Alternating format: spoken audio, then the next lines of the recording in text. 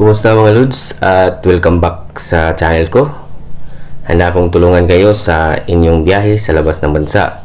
Kung nais ninyong malaman kung paano kumuha ng passport at mag-set ng online appointment, ito ang tamang lugar.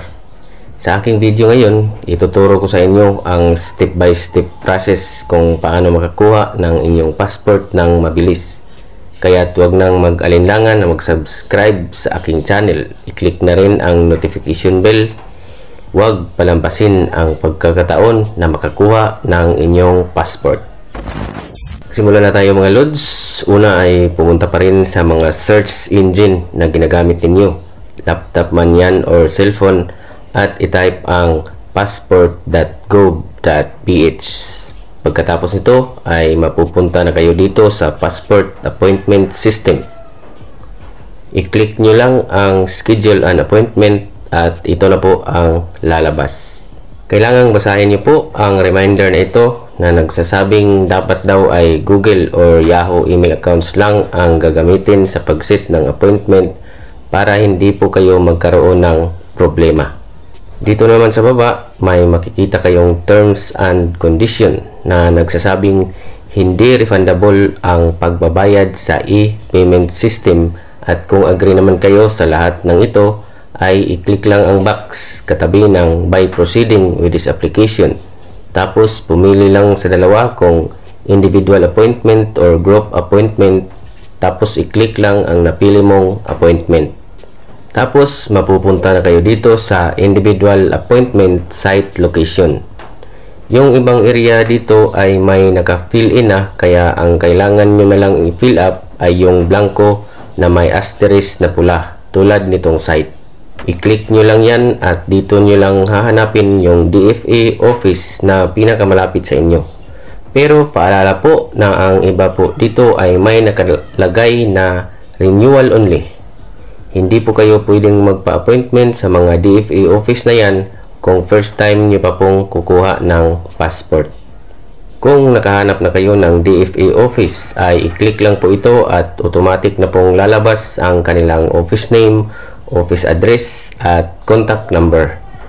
Sa baba naman po ay may makikita kayong notice at basahin nyo lang po ito lahat para maintindihan ninyo po ang buong proseso sa pag-set ng appointment sa DFA, at pinaka-importante po ay itong number 4. Sabi dito, you only have 30 minutes to complete the whole process.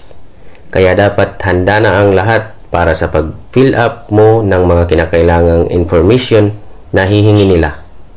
Pag okay na, nabasa mo na lahat, ay i-click lang ang box sa taas ng I confirm at i-click ang next.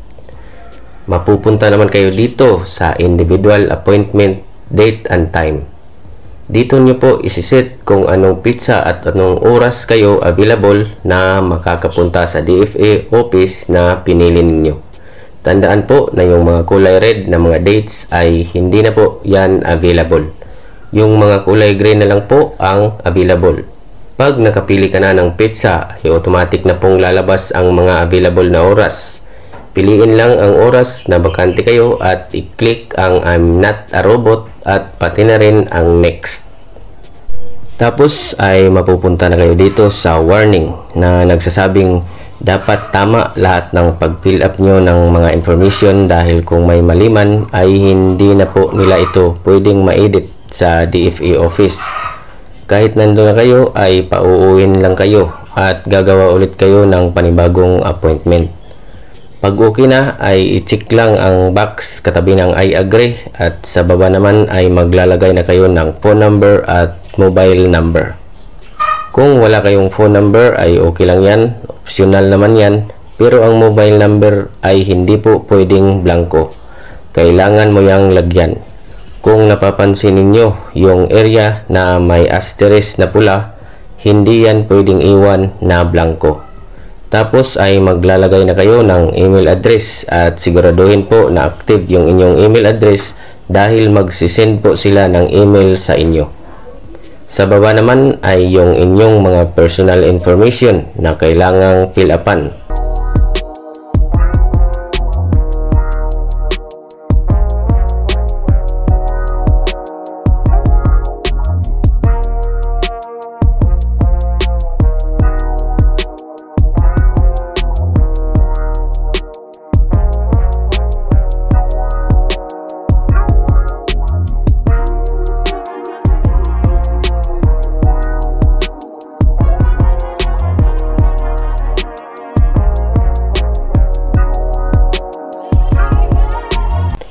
every page po ay fill upan lang at i-click ang next.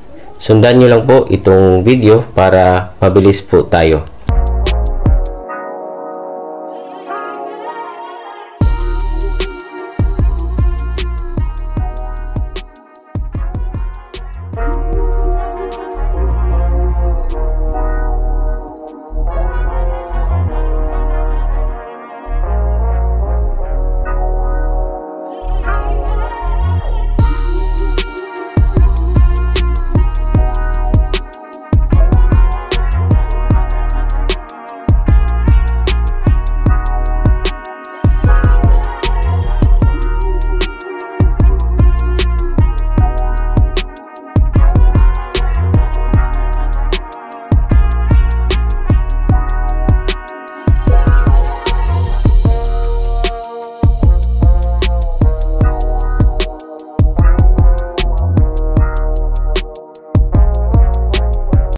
Pag natapos nyo na lahat ng pag-fill up ay mapupunta na kayo dito sa Information Review.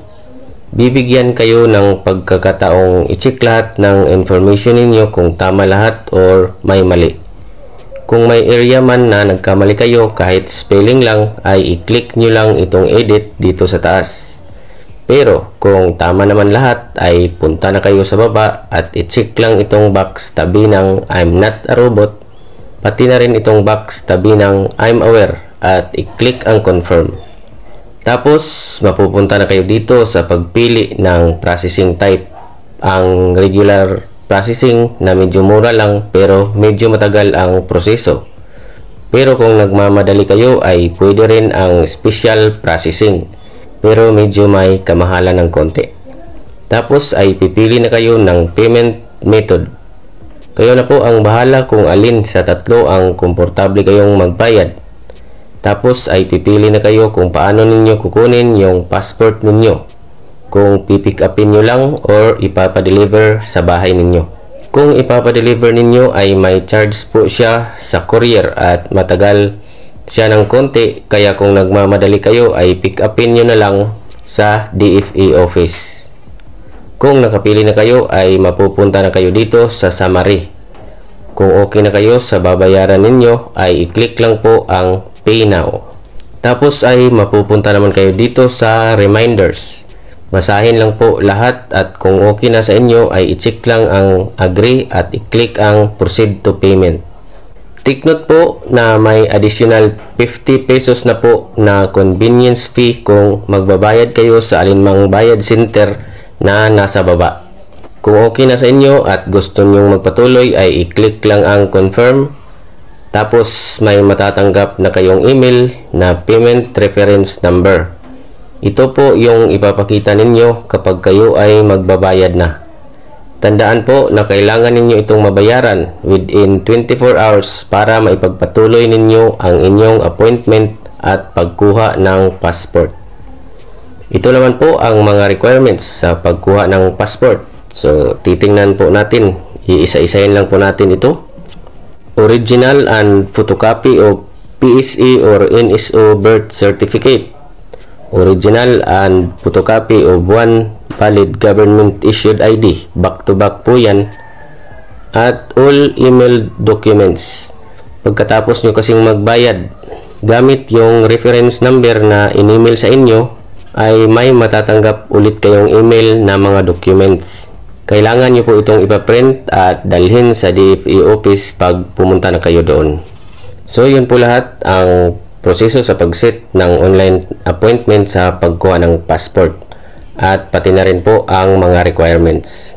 Kung nakatulong sa inyo ang video na ito ay huwag pong kalimutang mag-subscribe at i-click ang notification bell para sa mga susunod na video na gagawin ko. Maraming salamat po sa panonood mga lods at hanggang sa susunod na video.